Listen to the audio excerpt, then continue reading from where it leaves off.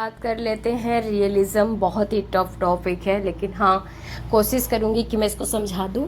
Realism का मतलब होता है कि जब रोमांटिक एज आया तो उसके बाद जो 19th सेंचुरी, रोमांटिक एज के बाद 19th सेंचुरी जब स्टार्ट हुआ तो लोगों ने रोमांटिक्स को मतलब इग्नोर कर दिया। मतलब लोगों का कहना था कि भाई बस करो, मतलब इतना ज़्यादा जो है लव के बारे में प्लस सोसाइटी, मतलब अपने से क्रिएट करके चीज़ों को दिखाना लोगों को पसंद नहीं आ रहा था। तो लोगों ने इस चीज़ को रिजेक्ट करना शुरू कर दिया। मतलब वो रोमांटिसिज्म के जो राइटिंग सेक्शन था वो उसको रिजेक्ट कर रहे थे, और उनका ये कहना था कि भाई जैसा है वैसा आप सेम चीज़ दिखाओ, मतलब एक्चुअल रियलिटी दिखाओ सोसाइटी की। और उन लोग बैठ के कॉफ़ी हाउस में और मतलब खाली जगह में वो यही काम करते थे, मतलब लिखना शुरू कर दिए। और उनका यही मानना था कि भाई जो चीज़ है सामने है उसको आप उसी को सेम टू सेम यहाँ पे दिखाओ। और इसी वजह से रियलिज्म जो था उसने जो है पूरी तरीके से जो है नेगलेक्ट कर दिया था रोमांटिसिज्म को। मतलब रोमांटिसिज्म के जो राइटिंग सेक्शन थे उसको उन्होंने एकदम मतलब निगलेक्ट कर दिया था। और ये इमर्ज हुआ था मिड 19th सेंचुरी में फ्रांस में। और इसका जो अगर बेगिन माने तो 1948 में जो फ्रांस से वह रेवोल्यूशन हुआ था उसी के टाइम हुआ था। और इसका जो रिएक्शन था अगेंस्ट इमेजिनरी वर्ल्ड को और फिर रोमांटिक वर्ड्स के जो है उनको जो है वो नेगलेक्ट करते थे। सबसे पहले फ्रांस में जो मैरी हेनरी बॉयल थी, इनकी स्पेलिंग है MARIEHENRYNBOYLE।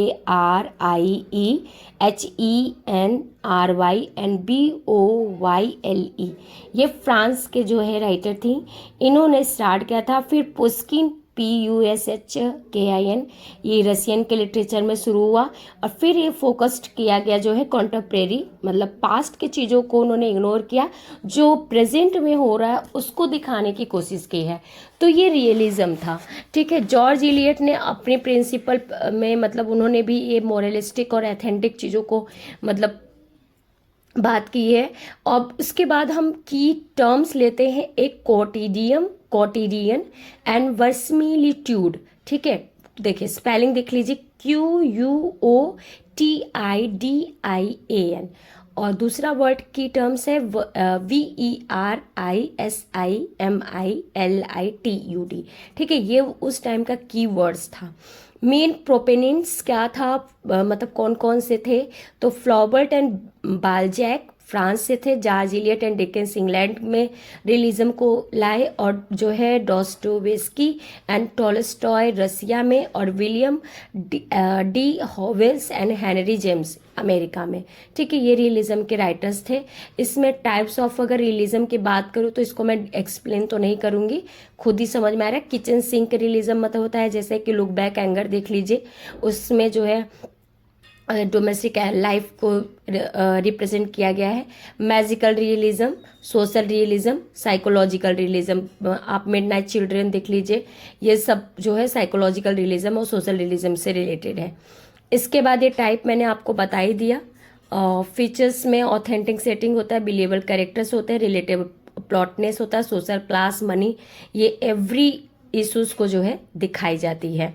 और अगर ऐसे हम नॉर्मल इंग्लिश लिटरेचर में जो रियलिज्म को फॉलो करने वाले हैं उनको हम अगर देखें तो जो राइटर एसोसिएटेड हैं वो हैं George Eliot, Charles Dickens, Henry James और गैस्टेवा फ्लॉबर्ट। ठीक है, और फिर उसके बाद में नॉवेल्स में हम अगर देख लेते हैं तो जॉर्ज इलियट का मिडल मार्च, और चार्ल्स डिकेंस का ग्रेट एक्सपेक्टेशन, और हेनरी जेम्स का पोर्ट्रेट ऑफ ए लेडी, ये सारे जो है बहुत ही इंपॉर्टेंट है नॉवेल्स हैं। अब हम बात करते हैं नेचुरलिज्म की।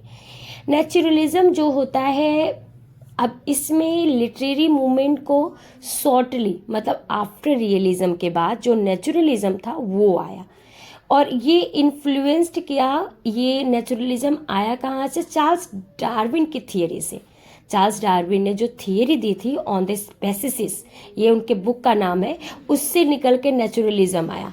और इसमें इमली जोला जो है किक ने स्टार्ट किया था नेचुरलिज्म को। अगर पहले इमली जोला की बात कर लेते हैं, जो कि फ्रांस में 1860 में मतलब 1860 में ये स्टार्ट हुआ था। और उन्होंने ये जो है टर्म दिया था ला बेटे हुमेन, ये ह्यूमन बिस्ट, मतलब इसका ला बेटा ह्यूमन, मतलब इसका मतलब होता है ह्यूमन बिस्ट, मतलब जो सोसाइटी है, इंडस्ट्रियल एरिया है, उनको जो वर्कर है उनको एज अ लाइक मतलब ट्रीट कैसे किया जा रहा है। उसमें अगर हम कार्ल मार्क्स की बात करते हैं, उन्होंने भी ये चीज़ दिखाने की कोशिश की है। चार्ल्स डार्विन ने इस थियरी को जो है, जो नेचुरलिज्म है, सर्वाइवल ऑफ ए फिटनेस कहा है। नेचुरलिज्म क्या होता था कि ये वर्क करता था, शो करता था कि हाउ इन्वायरमेंट शेप पीपल, मतलब इन्वायरमेंट कैसा है। इसके फीचर्स अगर देख रहे थे तो human being are a war with the society, bestly picture of the mankind. और इसमें लैंग्वेज इज अ ग्राफिक होता था, नेचर मतलब नेचर एकदम रूथलेस होता था। अगर हम दोनों की बात करें, नेचुरलिज्म भी और रियलिज्म, ये दोनों अगेंस्ट था रोमांटिसिज्म में। नेचुरलिज्म डिपिक्ट कर रहा था, मतलब वो ट्राई करने की कोशिश कर रहा था डिपिक्ट की जो रियल वर्ल्ड है ऑनेस्ट वे में दिखाई जाए, ठीक है, जो चल रहा है। और अब आप सबको मुझे लगता है कि और कुछ बताने की नहीं ज़रूरत है। नेचुरलिज्म रिजेक्ट करता है रोमांटिसिज्म। इसके सबसे फर्स्ट जो है क्वाइन किए थे वर्ड एमिली जोला, और बाकी आपको बता ही दिए हैं। Thank you. अगर आपको वीडियो अच्छी लगेगी, मुझे तो उम्मीद है। चलिए, थैंक यू सो मच। ये आपका नेचुरलिज्म रियलिज्म ख़त्म हो गया। थोड़ा बहुत आप देख लीजिएगा स्पीड बढ़ा करके, बस। Thank you.